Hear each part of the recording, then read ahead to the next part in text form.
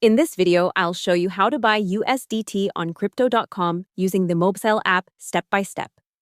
First, open the Crypto.com app on your phone and log in. On the home screen, check that you already have some money or crypto to use. If you need cash, tap Accounts to Fiat Wallet and make a bank transfer deposit first. If you already hold coins like BTC or ETH, you can also convert those into USDT.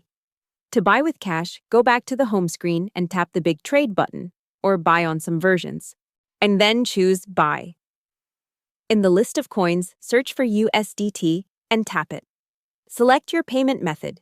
This could be your Fiat wallet balance, debit/credit card, or another option available in your region.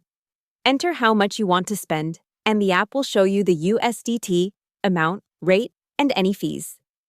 Review everything carefully, then tap Confirm to complete the purchase.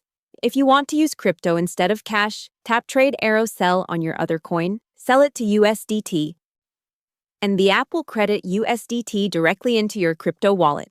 Hope the tutorial was helpful. Subscribe to my channel and see you in the next video.